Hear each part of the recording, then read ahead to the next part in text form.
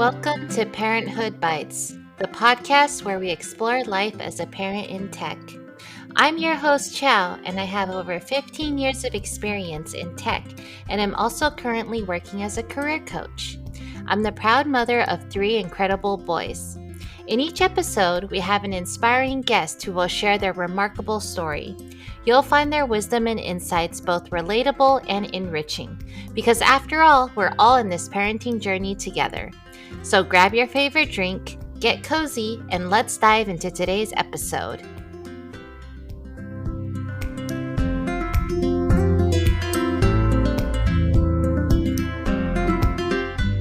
Hi everyone, welcome to episode 21 of Parenthood Bites. We're here today with Sulkina, who lives in the Bay Area and is currently a director of engineering at Airbnb.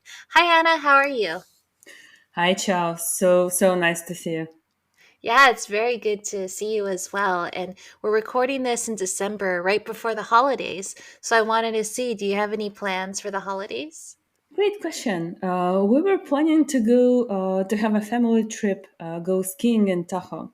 As you might know, there is no snow in Tahoe. So the other day, my husband and I just sat down and on a whim booked a trip to Sedona. And so our kids come into the room and say, "We're going where? You did what?" So it was truly on a whim, and we are leaving to Sedona on Sunday. Wow, is there more snow there? The idea is that it should be warmer and actually not snowing, so that we can hike.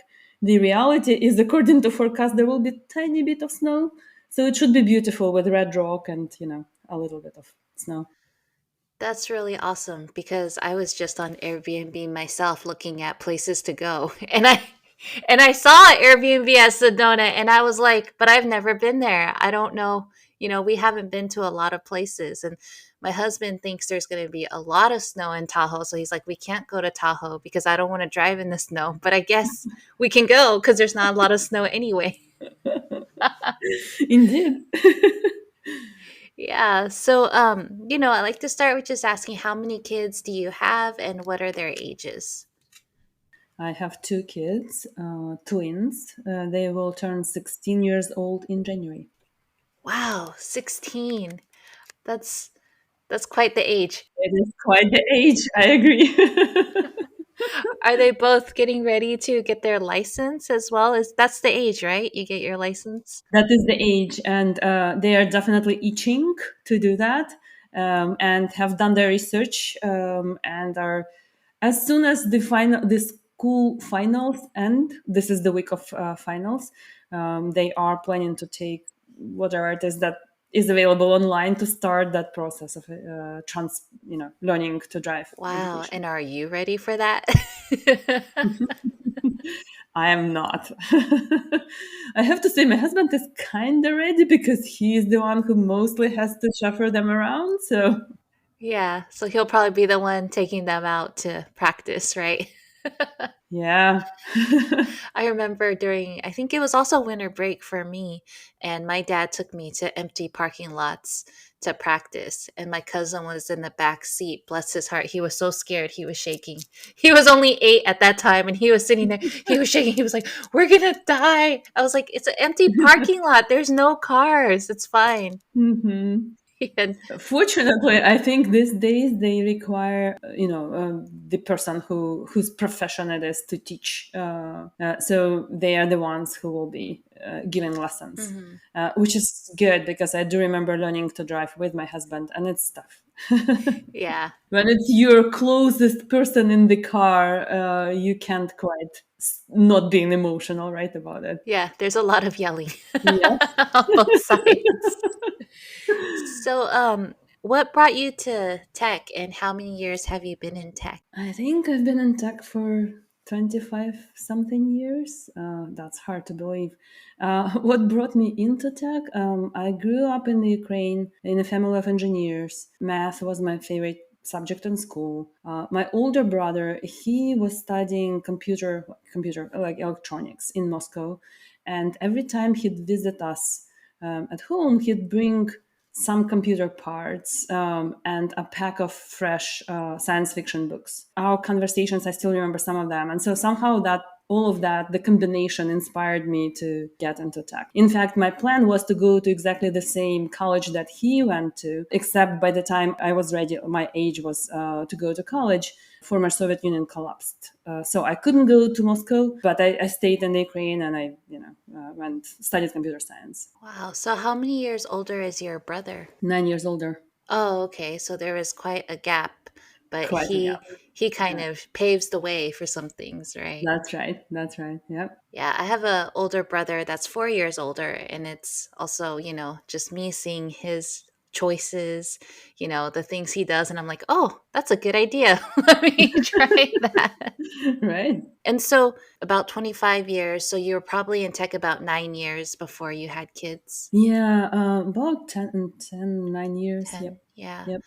So, what was your role at that time? Let's see. I think when I had kids, I was still an engineer, like a senior engineer, tech lead, something like that. I think I became switched to management after I had kids. Ah, okay. And so being a senior engineer and having twins, oh my gosh. What was the parental leave like? It was at that time it felt generous. So we had 3 months, I think, proper, and then there was some sort of family leave and vacations and whatnot. And so in total, I got like almost 5 months. It felt good, and relatively comparing to other companies and other company policies at that time, that was pretty good. I always think when people have twins, I'm like, don't they give you double the leave? No. Double, right? Right? No. You would hope, but no. Yeah, yeah. And so you took the 5 months all together. You didn't break it up. Yeah, so because it was a twin pregnancy, it was considered risky just by default. And so I kind of went on, it was called disability a little earlier. So didn't wait till the delivery date, though it took only a few weeks till the delivery date. And yes, then I took it all in one chunk. And again, the reason being my twins were a little premature, 34-ish weeks. And so we felt like I needed all that time. And also was fortunate my husband got a month at that time, and we couldn't normally, like with a singleton, you might like sequence who takes what, but we needed all hands on deck. So he was with me the first month. Yeah, I bet. I'm always curious, were they on different schedules, like Mm. different sleep schedules, feeding schedules? How did you manage that? They had to be on the same schedule because otherwise we'd not survive. So there was, I think, a couple of or few months in, we learned that we had to, and it was a tip from another parent of multiples, that when one kid wakes up at night, you feed both of them regardless. And so it was called like dream feed or something, if I recall correctly. And so that's what we tried, and it absolutely worked. And so they were synchronized basically. Oh, wow. So you're basically training them to eat the same Yep. time, sleep the same Yep. time. That's Yeah. really neat. Yeah. Otherwise, you would never. Yeah. Which is what was happening in the first couple of months. You just never stop, just 24/7. And I was like so grateful to my husband for just being there for me, with waking up with me every time and like helping me, like, to put them on the pillow, and so like helping from the beginning to the end. So it was definitely a team effort.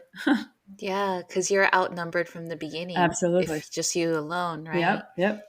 So how was it transitioning back to work after your 5 month leave? It was definitely challenging. I was really fortunate with my manager at that time, and kind of the leadership at work, who were very supportive. So it was challenging, but it was all right. And I think it was also still that period where you can't believe you're coming home and there are like these two beautiful babies. So you'd be looking. It was tough, and of course you don't get enough sleep and whatnot. But your engine is running on this excitement and this positive energy that you get at home. Yeah, that's really nice. And that was the days when we had to go into work, right? You didn't have the option That's to work right. from home at all. That's right. Yeah. Yeah.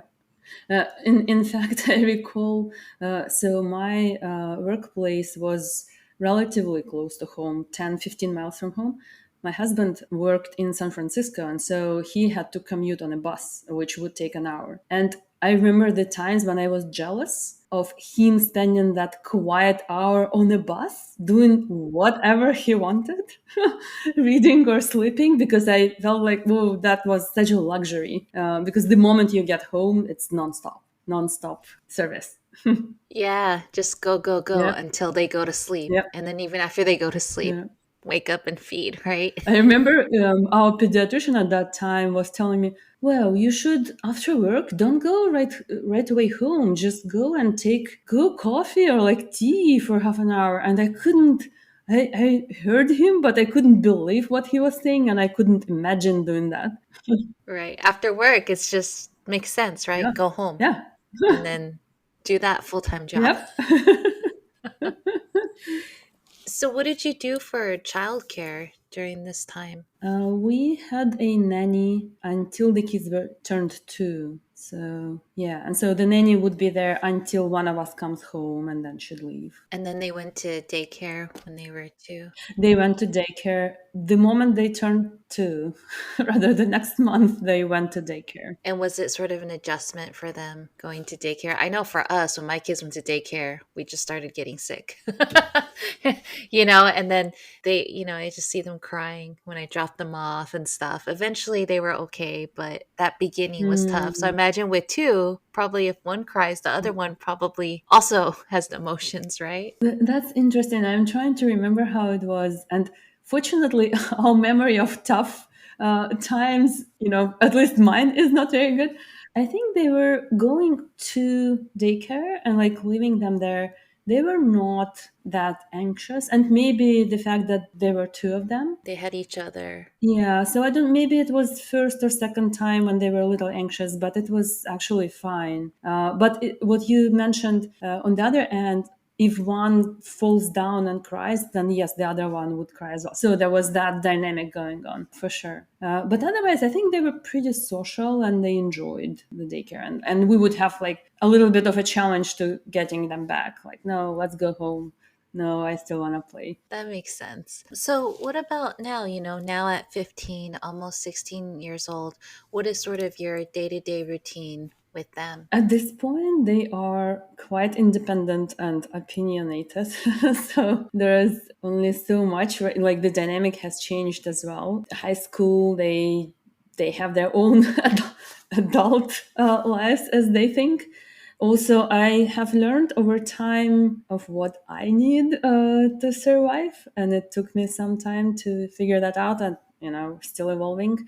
But I know that I need my me time in the morning, and ideally, I shouldn't talk to anyone, and no one should talk to me in the early morning. And so they're independent in terms of, okay, waking up, they make their breakfast and they make their lunch to take to school. And maybe we have a brief exchange, but they know not to go into any deep conversations with me in the morning.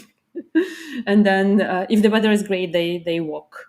It's a couple of miles to school. But if the weather is not good, then one of us drops them off, and it's fine. So that's those are the mornings, and then work is work. When they come back, then that's the time where we try to make sure that dinner is the family time, that we are together. And at this age, they can actually help make the dinner and set things up and clean things up. And I think the best conversations we have usually are around dinner. That's nice. And like you said, it's like having 2 little adults at home, right? They're very self-sufficient and can help. Yeah. Who think that they already know everything, except they're not 16 years old yet. So Except they still have a lot to learn. a lot to learn, yes. And I usually ask this when I ask about after parental leave, and I forgot, but I wanted to go back to it. Was there a mother's room when you went back to work?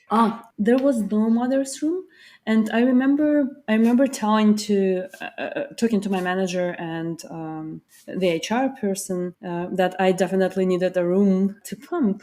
And so they were kind enough to find a room that was basically a closet with a desk and a chair and a door that could close. And so that's where I spent the next couple of months. I didn't last long, only about 2 months or so. But I appreciated that they basically, that was the only room available in the whole building. So they did everything they could. And of course, I had, the logistics of I had to go to the kitchen to clean things up or to the bathroom, which is probably why I didn't last that long. But at least still grateful for them being really trying to flex. And I think I was at that time also kind of trailblazing. There were not that many women in that location to begin with. I was the first one who even requested such a thing. Right. So then did you need to keep the milk in the break room refrigerator then? Yes, that's right. In the refrigerator where everyone else there had their food. Yep. Yeah, I had to overcome, my insecurities about that. But I have to say, people were very understanding. And even the men around me who had kids, whose wives had to do something like that. So it took me maybe a little bit at the beginning to be shy and then just be okay with it. Yeah, yeah. It's just a thing, right? A thing that Yep. happens. Yeah. But I hear you. For us ourselves, initially, we're just like, oh God, everyone's seeing it. Everyone sees my milk, and what if they drink it? Those thoughts. But I'm glad that didn't happen.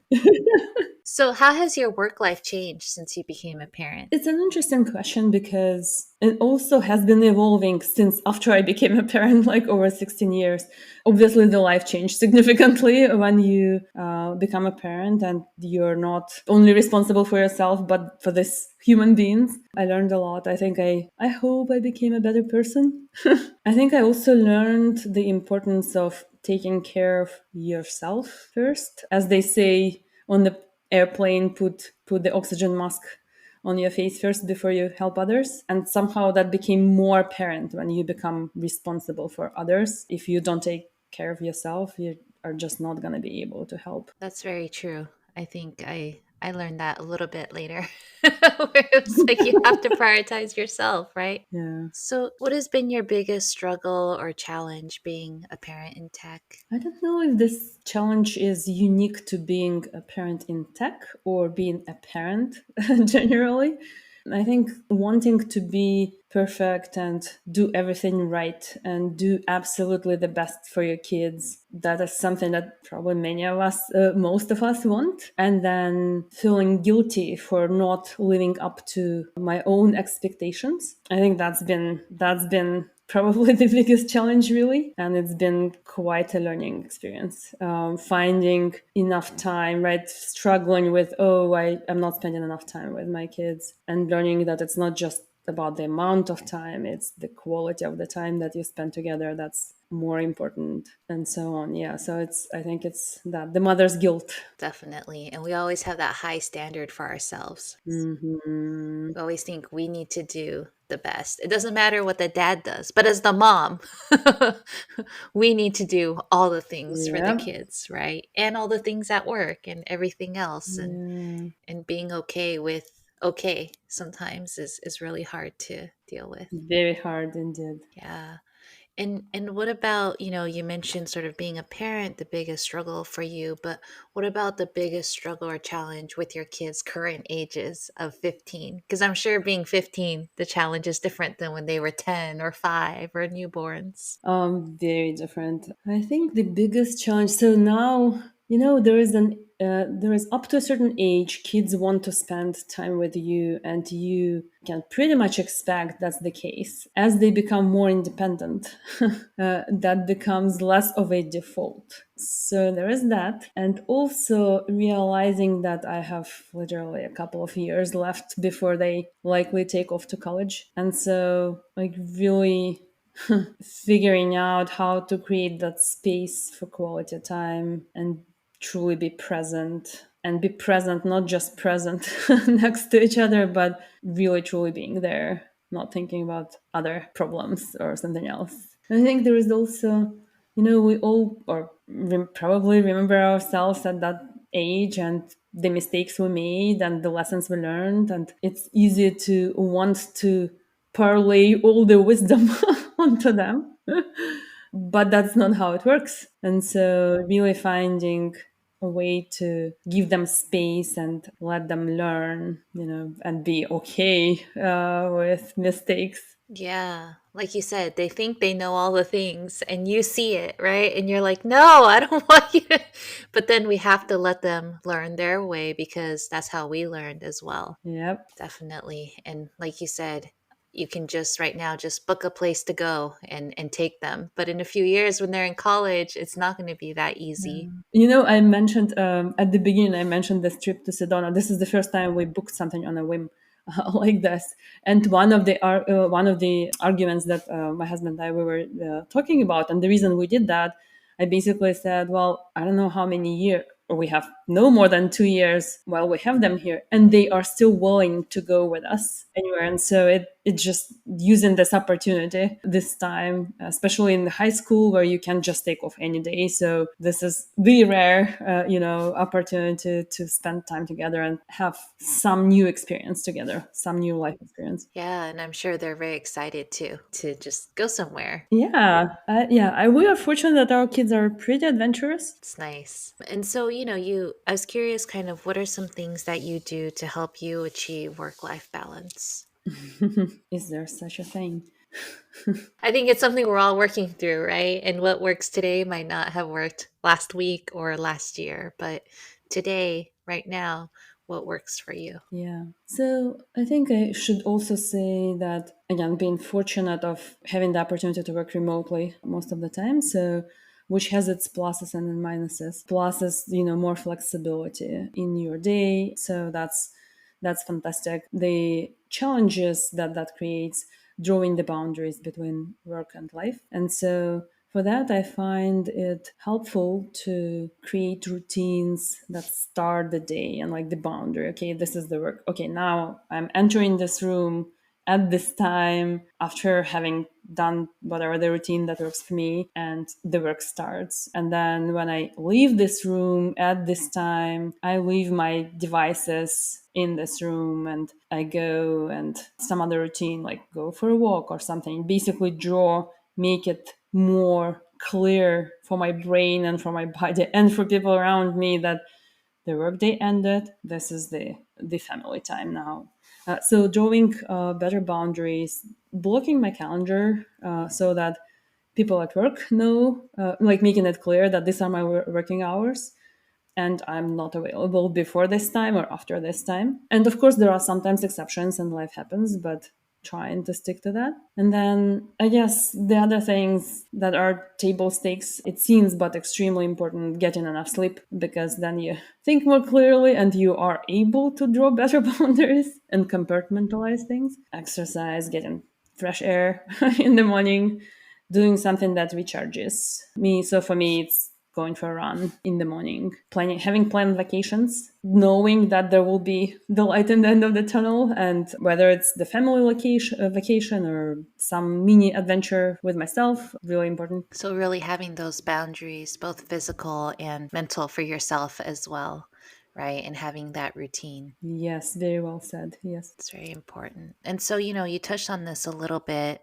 talking about, your runs and getting fresh air. And I was curious, kind of after a long week and stuff, what helps you relax and unwind? At this point of my life, I think with over time things probably change.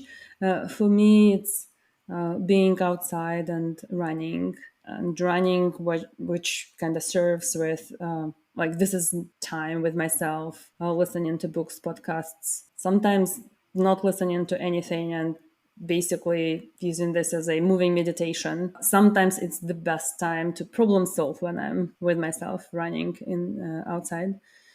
So there's that travel, and then time with my girls. These are the things that charge me these days. That's great. What are some activities you do with the kids? I ask because my oldest is 13. Mm. He's going to be 15 soon, which is hard to Right, believe, but right. yeah. A few things. Travel, doesn't happen every week, obviously. Hiking, that's something that our whole family loves and enjoys. So we do that most every weeks, like on weekend. whether it's a hike or sometimes it's a evening walk in the neighborhood, playing board games. And the kids are so good right now that they beat us frequently, and they're very creative. So that's super fun. Watching movies a little less frequently, but sometimes. Are there some board games that you would recommend? Because my kids love board games. Yeah, a few of those. Set has been one of the favorites, and at this point, kids are beating us all the time. Code names, a good one, and then Scrabble. Yes, so that's become a favorite more recently for us. That's awesome. I think it's an interesting game too. As kids get older, you see the words that they know now that they didn't before. And Mhm. sometimes you get surprised, right? Like, Oh, yeah. what? I didn't know you know that word. That's right. Yeah. And it sometimes sparks interesting conversations where either side learns a new word.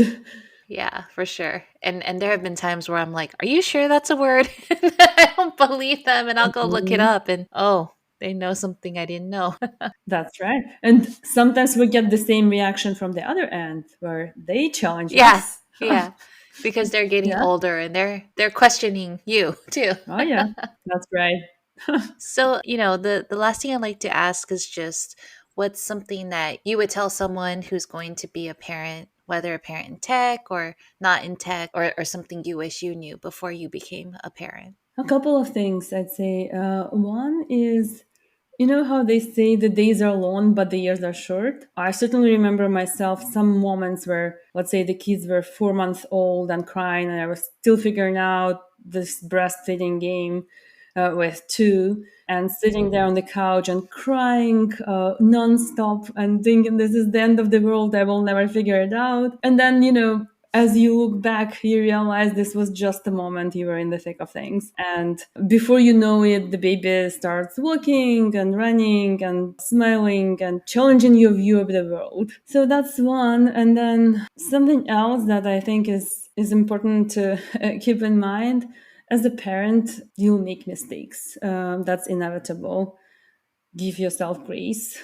No one's perfect, but you can get better. And you get up next day and you try to do better than you did last day. And I think it's about how you respond to the mistakes and what you do after. That's more important than that one mistake that happened. And I think as for us as parents, it's really really important to keep kind of in mind and remember, you because you didn't do this thing yesterday, you didn't screw up your kid's life. Everything is ahead. It's all about what you do going forward. That's very beautifully said because I think we're always afraid to break our children, especially when they're young. It's like, oh God, did that one thing break my child?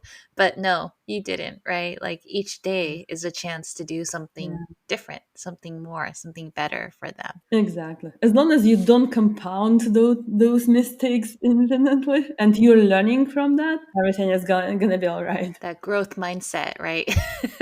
Yeah, Yeah. for sure. Well, thank you, Anna. Thank you so much for sharing everything with us and talking with us today. And I hope you have a wonderful New Year and holiday and have the best time in Sedona with them. Ciao, thank you so much for having me on your podcast. I appreciate you doing this podcast and looking forward to hearing more episodes. Thank you so much. Take care.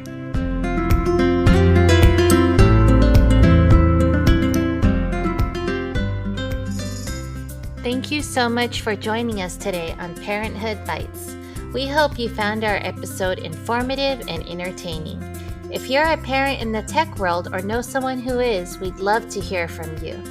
Please reach out to us at chow@parenthoodbites.co, and we'll be thrilled to add your experiences to our interviews. That's chow, CHIAO, at parenthoodbites.co. And to our potential sponsors out there, if you're a business or know of one that would like to support and partner with our podcast, please don't hesitate to get in touch. You can also reach us at chow@parenthoodbites.co. Thank you once again for tuning in, and we wish you a fantastic rest of your week. Until next time, take care and stay curious.